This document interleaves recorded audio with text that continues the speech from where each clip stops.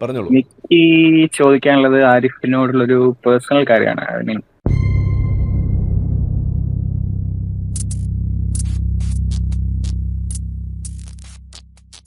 Personal അല്ല. Personal. ആഹ് ആരിഫ് ഈ വീഡിയോന്റെ ഒക്കെ മറ്റേ ബാക്ക്ഗ്രൗണ്ടിൽ മറ്റേ ഇസ്രായേലിന്റെ ഫ്ലാഗ് വെക്കുന്നത് എന്താണ് അതിന്റെ റീസൺ? എന്താണ് ഐ മീൻ എന്താണ് ഉദ്ദേശിക്കുന്നത്? ആ യുദ്ധം എത്രയും പെട്ടെന്ന് അവസാനിക്കാൻ നമുക്ക് ഇസ്രായേലിൻ്റെ ഒപ്പം നിന്നേ പറ്റുള്ളൂ. ഹോസ്റ്റേഴ്സിനെ തിരിച്ചു കൊണ്ടുവരേണ്ടത് വലിയൊരു ആവശ്യമാണ്. ആ ഒരു സന്ദേശമാണ് അവിടെ കൊടുക്കുന്നത്. പാലസ്തീനിയൻ ജനത വലിയ തോതിൽ അവിടെ ദുരിതം അനുഭവിക്കുന്നുണ്ട്. അത് അവസാനിക്കണമെന്നുണ്ടെങ്കിൽ ഇസ്രായേലിൻ്റെ ഒപ്പം നിന്നാലേ പറ്റുള്ളൂ. അതുകൊണ്ട് അപ്പം പാലസ്തീന്റെ ഫ്ലാഗ് എന്തുകൊണ്ടാണ് വെക്കാത്തത്? പാലസ്തീൻകാരാണല്ലോ ഇപ്പം ഈ പ്രശ്നം ഉണ്ടാക്കിക്കൊണ്ടിരിക്കുന്നത്. അവിടെയുള്ള ആളുകളല്ലേ ഉണ്ടാക്കിക്കൊണ്ടിരിക്കുന്നത്. അവർ ആദ്യം വിചാരിക്കട്ടെ അവർക്ക് സമാധാനം വേണമെന്നുള്ളത്. അവർ ഈ യുദ്ധം ഉണ്ടാക്കുന്നത് അവർ അവസാനിപ്പിക്കട്ടെ. ഇതുവരെ ഉണ്ടായിട്ടുള്ള യുദ്ധങ്ങൾക്കെല്ലാം പാലസ്തീൻകാരാണോ അല്ലെങ്കിൽ ഹമാസ് ആണോ ഉണ്ടാക്കുന്ന യുദ്ധം? പാലസ്തീനും ഹമാസ് ഒന്ന് തന്നെയാണ്. അതിൽ വ്യത്യാസമൊന്നുമില്ല. തന്നെയാണ്, സെയിമാണെന്നാണ് പറയുന്നത്. അതെ അതെ. നിങ്ങൾക്ക് പാലസ്തീനിൽ പോയിട്ട് ആരാണ് ഹമാസ് അല്ലാത്തതെന്ന് കണ്ടുപിടിക്കൽ എളുപ്പമല്ല. അതായത് പലസ്തീനിലെ എല്ലാ ആളുകളും ഹമാസ് ആണ്, ഹമാസിനെ സപ്പോർട്ട് ചെയ്യുന്നവരാണ്. സപ്പോർട്ടേഴ്സ് ആയിരുന്നു. അവരെ തന്നെയായിരുന്നു ഈ പരിപാടിക്ക് ഇറങ്ങി തിരിച്ചത് ഒരു ഘട്ടത്തിൽ. എല്ലാവരും, അതായത് ഈ മരിച്ച 40,000-ഓളം ആൾക്കാർ ഉൾപ്പെടെ എല്ലാവരും. മരിച്ച 40,000 കണക്ക് നിങ്ങൾ ആദ്യം വെക്കൂ, എന്നിട്ട് നമുക്ക് 40,000 ഓക്കെ, എത്രയാണോ നിങ്ങൾ എത്രയാണോ പറയുന്നത്? ഓൾമോസ്റ്റ് എത്ര കണക്ക്? എത്ര? 10,000-10,000? ഓക്കെ, എത്ര ഉണ്ട് അറിയില്ല. ഒരാൾ മരിച്ചു. ഓക്കെ, ഒരാൾ മരിച്ചു പറയാലോ. ഒക്ടോബർ 7 അവിടെ ഇസ്രായേലിലേക്ക് കടന്നു ചെന്നുകൊണ്ട് അവിടെ ആക്രമണം നടത്തുന്ന ചിത്രം, വീഡിയോ ഒക്കെ നിങ്ങൾ കണ്ടിട്ടുണ്ടോ? കണ്ടിട്ടുണ്ട്. അതിൽ പങ്കെടുത്ത ആളുകൾ എല്ലാവരും ഹമാസിന്റെ പോരാളികളാണോ? അതായത് ആയിരിക്കുമല്ലോ, അവര് വെപ്പൺസ് വെച്ചല്ലേ പോയത്. ചെയ്ത ആൾക്കാർ. അപ്പോൾ അവർ സിവിലിയൻ ഡ്രസ്സിൽ പോയത്, അവരെ മറ്റേ മോപ്പഡിലൊക്കെ തട്ടിക്കൊണ്ടുവരുന്നത്, അവർ തിരിച്ചു കൊണ്ടുവരുമ്പോൾ അത് കണ്ടിട്ട് അവിടെ അട്ടഹസിച്ച് അതിൽ സന്തോഷം പ്രകടിപ്പിച്ചത്, അതിന് അല്ലാഹു അക്ബർ വിളിച്ചത്, ഇതൊക്കെ ഹമാസാണ് ആയിരിക്കും. ബേസിക്കലി ആയിരിക്കും. ഇതന്നെയല്ലേ ഞാനും പറഞ്ഞുള്ളൂ. പക്ഷെ എല്ലാരും അത് ചെയ്തില്ലല്ലോ. അപ്പം നിങ്ങൾ പറയൂ, അതിൽ എത്ര പേരത് ആ വീഡിയോ നിങ്ങൾ കണ്ടതല്ലേ? അതായത് പാലസ്തീൻ എന്ന് പറയുന്ന നിങ്ങൾ കണ്ടതാണോ? ആ കണ്ട വീഡിയോയിൽ നിങ്ങൾ കണ്ട ആളുകൾ എല്ലാവരും ഹമാസ് ആണോ? അല്ലേ, ഹമാസ് ആയിരിക്കും മേ ബി. അതായത് ഞാൻ പറഞ്ഞത് എല്ലാവരും ഹമാസ് ആയിരിക്കണമെന്നില്ലല്ലോ. നിങ്ങൾ തന്നെ പണ്ട് പറഞ്ഞതുപോലെ ഓരോ മുസ്ലിം കുടുംബത്തിലും ഒരു പൊട്ടൻഷ്യൽ ജിഹാദി ഉണ്ട് എന്ന് പറയുന്നത് പോലെ ഒരു പൊട്ടൻഷ്യൽ എക്സ് മുസ്ലിം ഉണ്ടാവില്ല. പറയുന്നത് കേൾക്കും. ആ കൂട്ടത്തിലുള്ള ആളുകൾ അവിടെ സിവിലിയൻ ഡ്രസ്സിൽ വന്നു നിന്നുകൊണ്ട് ഒക്ടോബർ 7 നടത്തിയ അറ്റാക്ക്, ആ സിവിലിയൻ ഡ്രസ്സിലുള്ള ആൾ മരിച്ചു കഴിയുമ്പോൾ അയാളെ നിങ്ങൾ ഹമാസ് ആയിട്ടാണോ കാൽക്കുലേറ്റ് ചെയ്യുക, അതോ സിവിലിയൻ ആയിട്ടാണോ കാൽക്കുലേറ്റ് ചെയ്യുക? അവർ തന്നെയാണ് മരിച്ചത്, നമുക്ക് ഉറപ്പില്ലല്ലോ. അല്ലാത്ത ആളുകളും മരിക്കുന്നില്ല. ഉറപ്പുണ്ടല്ലോ. അതെങ്ങനെ ഉറപ്പിക്കാൻ പറ്റുന്നത്? ഉറപ്പുണ്ടല്ലോ. അവിടെ അവരുടെ കയ്യിൽ ആയുധങ്ങളുണ്ട്. അവർ ആയുധമായിട്ട് നടക്കുന്ന സമയത്താണ് അവർ വെടിവെച്ചിടുന്നത്. അത് തന്നെ ഉറപ്പ്. അതല്ല, ഈ ഇപ്പൊ ഇസ്രായേൽ അങ്ങോട്ട് ബോംബിടുമ്പോഴും എയർ സ്ട്രൈക്ക് ചെയ്യുമ്പോഴും മരിക്കുന്ന കുറെ ആളുകളില്ല. അതായത് ഈ ആശുപത്രിയിൽ പൊട്ടിരുന്ന് പറയുന്നു, അവിടെ പൊട്ടിരുന്നു. ആശുപത്രിയുടെ അടിയിൽ തുരങ്കം പണിതിരുന്നിട്ട് അവിടെ ഇരുന്നിട്ട് ഈ മറ്റേ മിസൈൽ തൊടുത്തു വിടുന്നത് ശരിയോ തെറ്റോ? തെറ്റാണ്. പക്ഷെ അതിന് ഇവരെന്തിനാണ് അത് അനുഭവിക്കുന്നത്? അതായത് അതിന്റെ മുകളിൽ ആശുപത്രിയിലുള്ള ആളുകൾ മരിക്കുന്നില്ലേ? അവരോട് ഒഴിഞ്ഞു പോകാൻ വേണ്ടി പറഞ്ഞ് അവരെ വാണിംഗ് കൊടുക്കുമ്പോൾ അവരെ ഒഴിഞ്ഞു പോകാതെ അവരെ തടഞ്ഞു നിർത്തിയിട്ട് അവരെ കൊലയ്ക്ക് കൊടുക്കുന്ന ആരാണ്? ഹമാസ് ആണ്. അതായത് അവരോട് ഒഴിഞ്ഞു പോകാൻ പറയുന്നു, ഹമാസ് അതിന് സമ്മതിക്കുന്നില്ല. അപ്പൊ അവർക്ക് വേറെ വഴിയില്ല. അവർക്ക് ഹമാസിനെ അല്ലേ നമ്മൾ അവിടെ ചൂണ്ടിക്കാണിക്കേണ്ടത്? ഹമാസിനെ ചൂണ്ടിക്കാണിക്കണം, ഹമാസിനെ കൊല്ലണം. പക്ഷെ അതിന്റെ കൂടെ ഇവര് മരിക്കുന്നതിനെ നമ്മൾ എങ്ങനെ ന്യായീകരിക്കും? അതിന് നമ്മൾ ന്യായീകരിച്ചില്ലല്ലോ. നമ്മൾ ചെയ്യുന്നില്ല, നിങ്ങൾ ചെയ്യുന്നില്ല. നിങ്ങളവിടെ ഇസ്രായേലിന്റെ ഫ്ലാഗ് വെക്കുമ്പോൾ നിങ്ങൾ അവിടെ ചെയ്യുന്നത് ഇസ്രായേൽ അല്ല ചെയ്യുന്ന എല്ലാത്തിനും. നമ്മളതാ പറഞ്ഞത്. ഇവിടെ ഹമാസ് നടത്തുന്ന പ്രശ്നങ്ങളെ നമ്മളിവിടെ ചൂണ്ടിക്കാണിക്കുമ്പോൾ അവിടെ നിരപരാധികളായിട്ടുള്ള ആളുകൾ കൊല്ലപ്പെടുന്നുണ്ടെങ്കിൽ അത് അവസാനിക്കണമെന്നുണ്ടെങ്കിൽ നിങ്ങൾക്ക് ഒറ്റ വഴിയുള്ളൂ, ഇസ്രായേലിൻ്റെ ഒപ്പം നിൽക്കുക. വേറെ വഴിയില്ല. അവിടെ പാലസ്തീൻ്റെ കൊടിയും വെച്ചുകൊണ്ടിരുന്ന കാര്യം നടക്കില്ല. അതിനെയാണ് ഞാൻ പറയുന്നത്. ഇസ്രായേലിനെ സപ്പോർട്ട് ചെയ്താൽ മാത്രമാണ് ആ ഹമാസിന്റെ കൈകൊണ്ട് പാലസ്തീനിയൻ ജനത അനുഭവിക്കുന്ന ദുരിതത്തിൽ നിന്നും നിങ്ങൾക്ക് അവരെ കരകയറ്റാൻ സാധിക്കുകയുള്ളൂ. പീരിയഡ്. അതിന് കൊളാറ്ററൽ ഡാമേജ് ആയി നിരപരാധികൾ എല്ലാവരും മരിച്ചോട്ടെ എന്നാണ് നിങ്ങൾ പറയുന്നത്. അപ്പോൾ കൊളാറ്ററൽ ഡാമേജ് നിങ്ങൾ തന്നെ പറഞ്ഞില്ലേ? അതായത് അതന്നെ. അതായത് കൊളാറ്ററൽ ഡാമേജ് കുറെ ആളുകൾ മരിക്കുന്നു. പക്ഷെ ഒരു ഗുഡ് കോസിന് വേണ്ടിയാണെന്ന് വെച്ചിട്ട്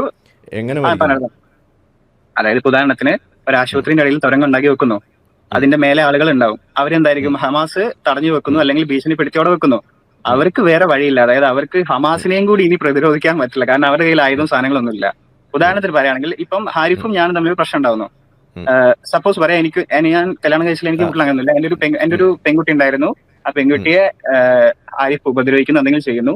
അപ്പൊ ഞാൻ ആരിഫിനെ തിരിച്ച്, അതായത് ഇപ്പൊ ഒരു ബാർബേറിയൻ ജനാധിപത്യം ഒന്നും ഇല്ലാത്ത സ്ഥലം അറിയാം, ഞാൻ തിരിച്ച് കൊല്ലാൻ വരുമ്പോ ആരിഫിന്റെ ഫാമിലിനെ മുമ്പിൽ വെച്ചിട്ട് ആരിഫ് അവരെ ഭീഷണിപ്പെടുത്തി മുമ്പിൽ വെച്ച് ചെയ്യുമ്പോൾ ഞാൻ എന്താ ചെയ്യേണ്ടത്?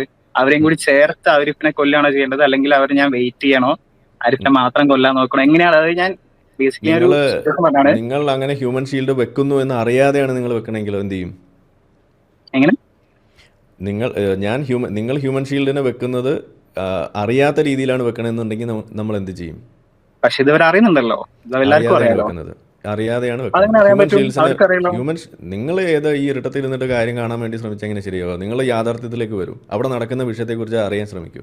അതല്ലേ വേണ്ടത്? നിങ്ങളുടെ വിഷ്ഫുൾ തിങ്കിങ് ഇവിടെ ഇറക്കിയാൽ നടക്കില്ല. നിങ്ങളുടെ വിഷ്ഫുൾ തിങ്കിങ് ഇവിടെ ഇറക്കിയാൽ നടക്കില്ല. ഇവിടുത്തെ യാഥാർത്ഥ്യമാണ് നമ്മൾ പറയുന്നത്. ആ യാഥാർത്ഥ്യത്തിന്റെ പുറത്തുള്ള തീരുമാനങ്ങളാണ് നമ്മൾ എടുക്കുന്നത്. അതാണ് ഇവിടെ പറയുന്നത്. അവിടെ നടക്കുന്നത് ഹ്യൂമൻ ഷീൽഡ്സിനെ വെച്ചത് ഞങ്ങൾ ഹ്യൂമൻ ഷീൽഡിനെ വെച്ചിട്ടുണ്ട് കേട്ടോ എന്ന് പരസ്യപ്പെടുത്തിയിട്ടല്ല അവരത് ചെയ്യുന്നത്. Guerrilla warfare. What you mean by guerrilla warfare? അത് പോയി പഠിക്കുക. അവരവിടെ നടത്തുന്നത് ഗറില്ല വാർഫെയർ ആണ്. ബേസിക്കലി എന്താണ് പറഞ്ഞത്, അവരങ്ങനെ ചെയ്യുന്നു എന്ന് വെച്ചാൽ നമ്മളെ ന്യായീകരിക്കാൻ പറ്റുമോ? അതായത് നമുക്കറിയാലോ, മിഥുൻ, ഈ ന്യായീകരണം എന്ന് പറയുമ്പോൾ നിങ്ങളുടെ കുടുംബത്തിന്റെ നിങ്ങളുടെ അടുക്കളയിൽ നിന്ന്, നിങ്ങളുടെ വീട്ടുകാരൊക്കെ വീട്ടിലുള്ള സമയത്ത് അടുക്കളയിൽ നിന്ന് നിങ്ങൾ അപ്പുറത്തെ വീട്ടിലേക്ക് ബോംബിടുന്നു. അപ്പൊ പോലീസ് വരുന്നു, പോലീസ് തിരിച്ചു വെടിവെക്കുന്നു, നിങ്ങളുടെ അമ്മായി മരിച്ചു. ഇതിൽ ആരാണ് കുറ്റവാളി? അതായത് അവര് പോലീസ് വെടിവെക്കുമ്പോൾ ഞാൻ എന്റെ അമ്മായി, ഉദാഹരണത്തിന് അമ്മായിനെ പിടിച്ച് മുന്നിൽ വെക്കുന്നു. നിങ്ങളുടെ അമ്മായി നിങ്ങളുടെ അടുക്കളയിലുണ്ട്, നിങ്ങളുടെ അടുക്കളയിൽ നിന്ന് അങ്ങോട്ട് റോക്കറ്റ് വിടുന്നു, പോലീസ് പ്രതിരോധിക്കാൻ വേണ്ടി ആളെ കൂട്ടി വരുന്നു, പട്ടാളം വരുന്നു, അവർ തിരിച്ചു വെടിവെക്കുന്നു. ഇതിൽ ആരാണ് കുറ്റവാളി? ആ ഒരു വെടിവെക്കുന്ന സമയത്ത് നിങ്ങളുടെ കൂട്ടത്തിൽ ഒരാൾ മരിച്ചു കഴിഞ്ഞാൽ ഇതിൽ കുറ്റവാളി ആരാണ്? പോലീസാണോ നിങ്ങളാണോ? പോലീസാണ് കുറ്റവാളി. കാരണം പോലീസ് ആദ്യം ചെക്ക് ചെയ്യണം അവിടെ വേറെ ആളുകളുണ്ടോ. അടിപൊളി അടിപൊളി അടിപൊളി. അത് മനസ്സിലാക്കാൻ വേണ്ടി പറഞ്ഞു. നമുക്ക് വേറെ രീതിയിൽ ചോദിച്ചാലും, ഇപ്പോൾ ഇന്ത്യയും പാകിസ്ഥാനും തമ്മിൽ യുദ്ധം ഉണ്ടാക്കുന്ന ആ രീതിയിൽ ചോദിച്ചാലും ഇതല്ലേ. ഇപ്പോൾ ഇന്ത്യ പാകിസ്ഥാനെ ആക്രമിക്കുമ്പോൾ അതിർത്തിയിൽ, പാകിസ്ഥാനിലുള്ള അതിർത്തിയിൽ സിവിലിയൻസ് കൊല്ലപ്പെട്ടാൽ അതിൽ കുറ്റവാളി ഇന്ത്യക്കാരാണോ? ഇന്ത്യൻ ആർമിയാണോ? സിവിലിയൻസ് ഉണ്ട് എന്ന് അറിഞ്ഞുകൊണ്ട് സിവിലിയൻസിനെ അറിയാൻ പറ്റും. സുഹൃത്തെ, ലോകത്ത് എല്ലായിടത്തും സിവിലിയൻസ് ഉണ്ട്. എല്ലാ രാജ്യങ്ങളിലും യുദ്ധം നടക്കുമ്പോൾ സിവിലിയൻസ് ഉണ്ട്. അപ്പുറത്ത് സിവിലിയൻസ് ഉണ്ടെന്ന് എങ്ങനെ അറിയാൻ പറ്റും? അവരുടെ അടുത്ത് ചെന്നിരുന്നിട്ട് ചെവിടത്ത് അടുത്ത് വെത്തിരുന്നിട്ട് ഞാൻ ഇങ്ങനെ പറ്റി വല്ല മിഥുൻ, ഗറില്ല വാർഫെയർ എന്താണെന്ന് നിങ്ങൾ ആദ്യം പോയി മനസ്സിലാക്കുക. അവരവിടെ നടത്തിക്കൊണ്ടിരിക്കുന്നതാണ്. ഒളി യുദ്ധങ്ങൾ എന്ന് പറയുന്ന സാധനത്തെ കുറിച്ച് നിങ്ങൾ പഠിക്കാൻ മനസ്സിലാക്കുക. അതല്ലേ വേണ്ടത്. നിങ്ങൾ തർക്കം നമുക്കാവാം, അതിൽ വേണ്ടതെന്ന് ഞാൻ പറയുന്നില്ല. പക്ഷേ ഈ അന്ധമായ തർക്കമൊന്നും ഇവിടെ വിലപ്പോവില്ല, നമ്മളിവിടെ എടുക്കില്ല. We won't buy that. അത് മാത്രമല്ല, വേറെ വളരെ മനസ്സിലാക്കേണ്ട ഒരു കാര്യമുണ്ട്. ഈ ബാക്കിയുള്ള പ്രദേശത്തുള്ളത് എല്ലാം തന്നെ ജനാധിപത്യം ഇല്ലാത്ത രാജ്യമാണ്. ഇതൊരു ജനാധിപത്യ രാജ്യമാണ്. അതുകൊണ്ടാണ് മറ്റൊരു ജനാധിപത്യ രാജ്യത്തിൻ്റെ കൊടി ആരിഫിൻ്റെ പുറകിലിരിക്കുന്നത്. ആ ബാക്ക്ഗ്രൗണ്ടിലിരിക്കുന്ന ഇന്ത്യയുമായി സഖ്യം ചേർന്നിട്ടുള്ളൊരു രാജ്യമാണ്. ഇന്ത്യയും ഇസ്രായേലും തമ്മിൽ നമ്മൾ തമ്മിൽ ഒരുപാട് ആഭ്യന്തര ബന്ധമുള്ളൊരു രാജ്യമാണ്. അതുകൊണ്ടാണ് അവിടെ കൊടി വെച്ചിരിക്കുന്നത്. അല്ലാതെ അതൊരു റോഗ് നേഷൻ അല്ല, ഒരു ഡെമോക്രാറ്റിക് രാജ്യമാണ്.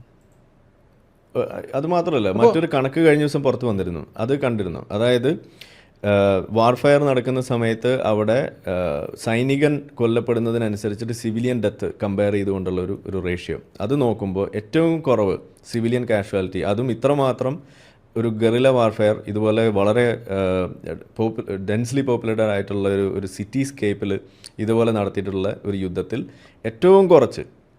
ഏറ്റവും മിനിമൽ സിവിലിയൻ കാഷ്വാലിറ്റീസ് ഉണ്ടായിട്ടുള്ള ഒരു യുദ്ധമാണ് ഈ ഇസ്രായേൽ പാലസ്തീൻ യുദ്ധം എന്ന് പറയുന്നത്. അതറിയോ മിഥുന് ആ കണക്ക്? ഒരു ചോദ്യം കൂടി,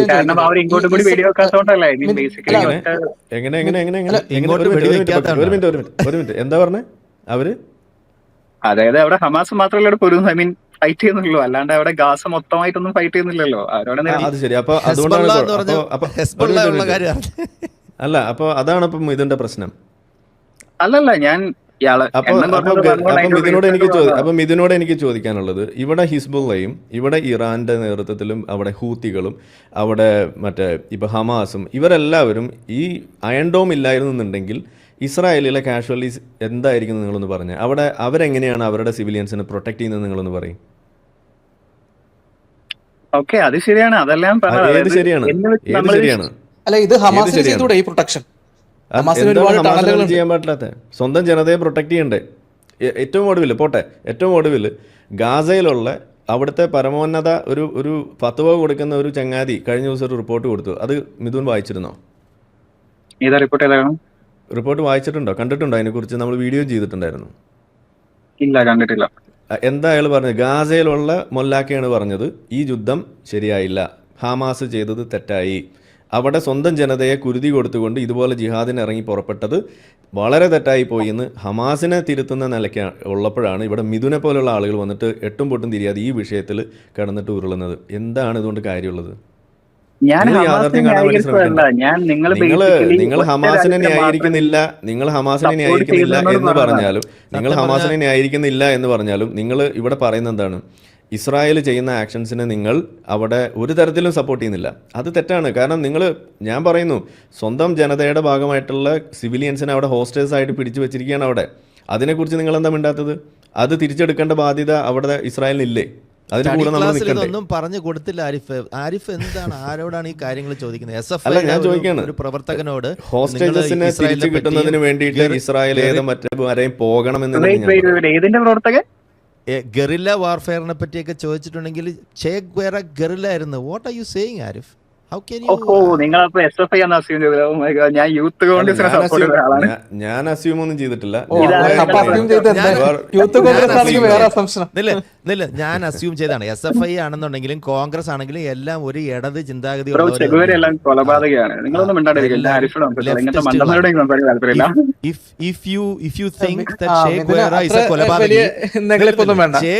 കൊലപാതകയാണെന്ന്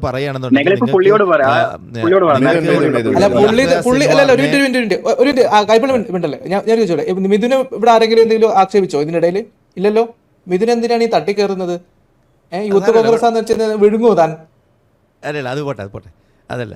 യൂത്ത് കോൺഗ്രസ് മിഥുന് താൻ ഇവിടെ വന്നിട്ട് കൈപ്പള്ളിയെ ഇപ്പൊ എന്താ വിളിച്ചത്? അത് സാരമില്ല, പോട്ടെ, അത് വിട്ടു. അല്ല ഒരു മിനിറ്റ്, കൈപ്പള്ളി ഒരു മിനിറ്റ്.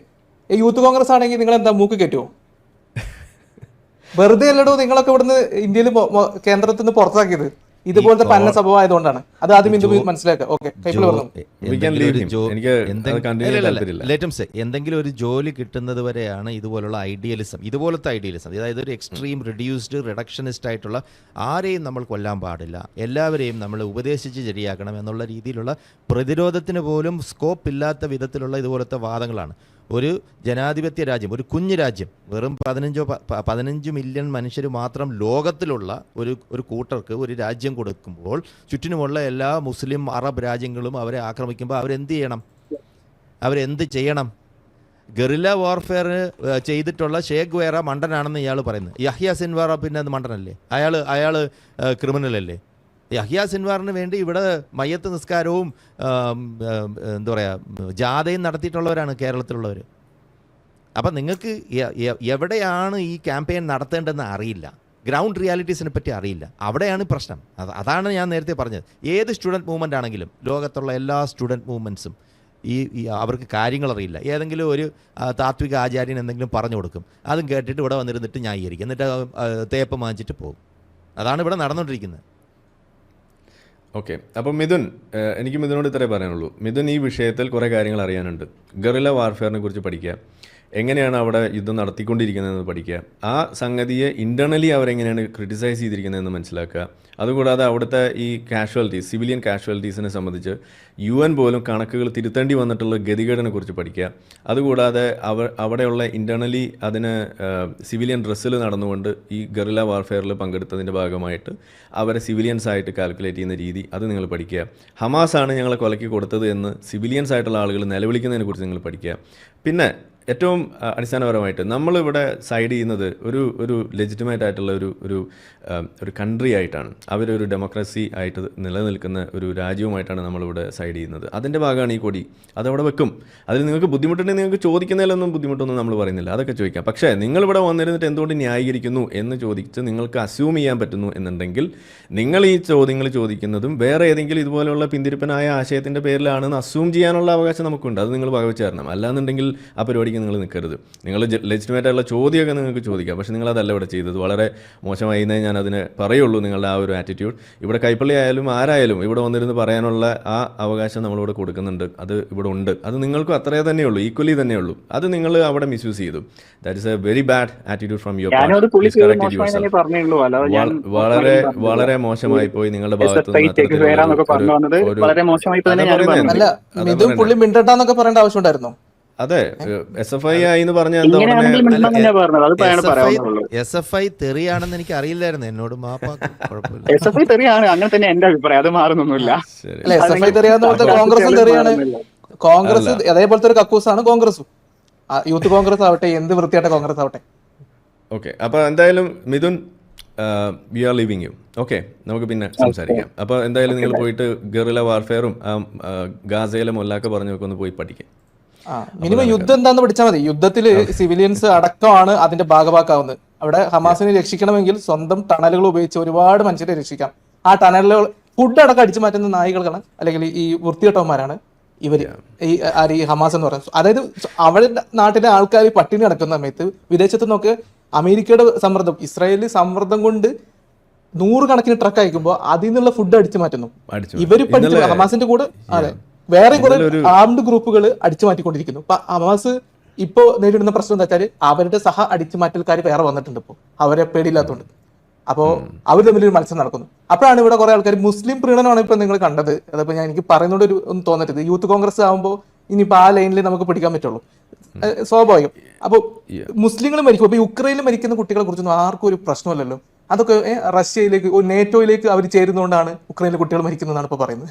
അപ്പോൾ അതൊന്നും ആർക്കും ഒരു പ്രശ്നമില്ല. മുസ്ലിങ്ങളുടെ കുട്ടികൾ എവിടെയൊക്കെ മരിച്ചു കഴിഞ്ഞാൽ അപ്പം തന്നെ യൂത്ത് കോൺഗ്രസും SFIയും എല്ലാവരും വന്നതുപോലെ. ഞാൻ പറഞ്ഞില്ലേ, ഇതുപോലത്തെ സ്വന്തം ആൾക്കാരെ ഒറ്റിക്കൊടുക്കുന്ന ഒരു ടീമും ലോകത്തെവിടെയില്ല. മുസ്ലിങ്ങൾക്കിടയിലുള്ള തീവ്രവാദമാണ്. മുസ്ലിങ്ങൾ മരിക്കുന്നുണ്ടെങ്കിൽ ഏറ്റവും പ്രാഥമിക കാരണം. പിന്നെ നേരത്തെ പറഞ്ഞ പോലെ നിങ്ങളൊരു യുദ്ധം നടത്തുന്ന സമയത്ത് നിങ്ങൾക്ക് യുദ്ധത്തിന്റെ ലക്ഷ്യങ്ങളാണ് പൂർത്തീകരിക്കേണ്ടത്, അല്ലാതെ സിവിലിയൻസിനെ രക്ഷിക്കാൻ വേണ്ടിയിട്ടല്ല യുദ്ധം നടത്തുന്നത്. അപ്പൊ യുദ്ധത്തിൽ കൊലാട്രൽ ഉണ്ടാകും. കൊലാട്രൽ കുറയ്ക്കാൻ വേണ്ടിയുള്ള എല്ലാ നടപടികളും, അതെ, നടപടികളും ഇസ്രായേൽ സ്വീകരിക്കുന്നുണ്ട്. ഇസ്രായേൽ അയാളാണ് ഉപയോഗിച്ചത് കൊളാട്രൽ ഡാമേജ്. അത് തന്നെയാണ്, അതുകൊണ്ട് തന്നെയല്ല ഇതിന് കൊളാട്രൽ ഡാമേജ് എന്ന് വിളിക്കുന്നത്. ഇപ്പൊ സൗണ്ട് ക്ലിയർ ആയില്ലേ? ഇവിടെ ഒരു വീഡിയോ ഉണ്ട്, ഞാനത് പ്ലേ ചെയ്യാൻ വേണ്ടി നോക്കിയിട്ട് നടക്കുന്നില്ല. ഇപ്പൊ ഇന്നലെ ഇത് കാണുന്നുണ്ടോ അറിയില്ല. അതായത് മറ്റേ എയ്ഡ് ട്രക്സ് അത് വരുന്ന സമയത്ത് അതിനെ പ്രൊട്ടക്റ്റ് ചെയ്യുന്നു എന്നും പറഞ്ഞിട്ടൊരു വീഡിയോ ആണ്. അപ്പോൾ ഞാൻ ഇതിൻ്റെ അടിയിൽ ഒരു comment, protecting them from themselves. ഇതാണ് അവിടെ നടക്കുന്നത്. From who? അവർ അതാണ് ഇതിലെ തമാശ. അതായത് അവരിൽ നിന്ന് തന്നെ അവരെ രക്ഷിക്കുകയാണ്. അതാണ് അവർ അവിടെ ശ്രമിച്ചുകൊണ്ടിരിക്കുന്നത്. എന്ന് വെച്ചാൽ അവർക്ക് വരുന്ന ഈ ഹ്യൂമാനിറ്റേറിയൻ എയ്ഡ് അവരിൽപ്പെട്ട ആളുകൾ തന്നെ തട്ടിയെടുക്കുന്നു. അവർ കൊണ്ടുവരുന്ന ട്രക്ക് ഹൈജാക്ക് ചെയ്ത് കൊണ്ടുപോവാണ്. അതിന് പ്രൊട്ടക്ട് ചെയ്യാൻ വേണ്ടിയിട്ട് വേറെ കുറേ ഗ്രൂപ്പുകൾ വരുന്നു. അവർ ആദ്യം ഒരു തീരുമാനത്തിലെത്തട്ടെ. അത് നമ്മൾ പറയുന്നത് കള്ളന്മാർ തമ്മിലടി.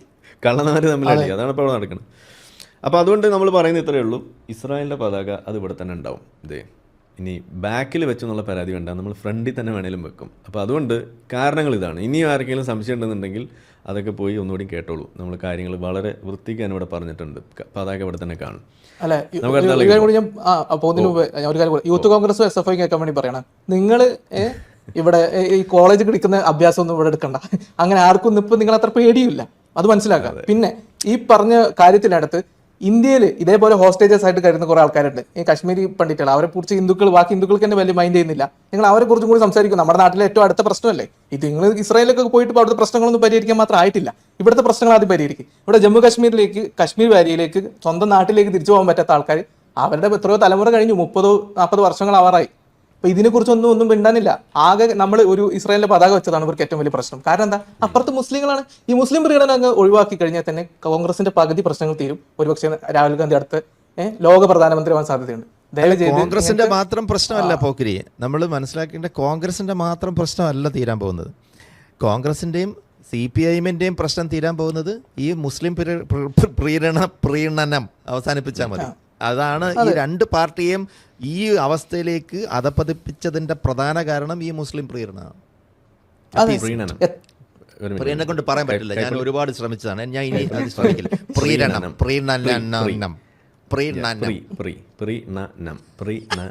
പറഞ്ഞു പഠിക്കും. Thank you. നമ്മളെ വീഡിയോ കണ്ടുകൊണ്ടിരിക്കുന്ന ആളുകൾ ചാനൽ സബ്സ്ക്രൈബ് ചെയ്തിട്ടില്ല എന്നുണ്ടെങ്കിൽ അത് ചെയ്ത് നമ്മളെ സപ്പോർട്ട് ചെയ്യുക.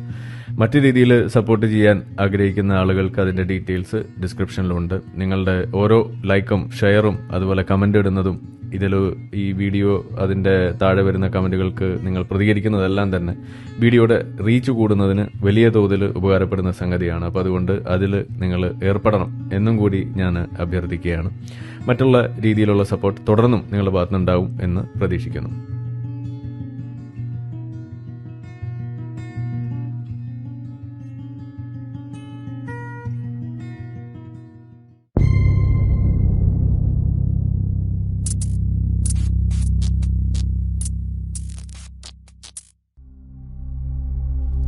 Dingahu Akbar, Dingahu Akbar, Dingahu Akbar, Dingahu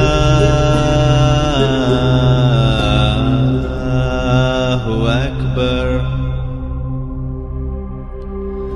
Ashhadu an la ilaha illa Dingah. Ashhadu an la ilaha illa Dingah. Ashhadu anna mitumu ya Rasulu Dingah. Ashhadu anna mitumu ya Rasulu Dingah.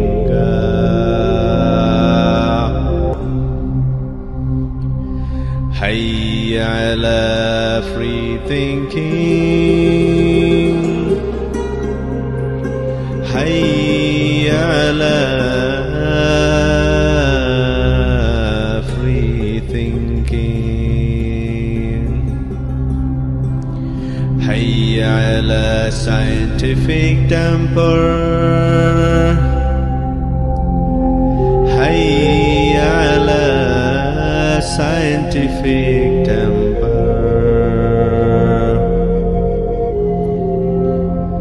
Dingahu Akbar, Dingahu Akbar. La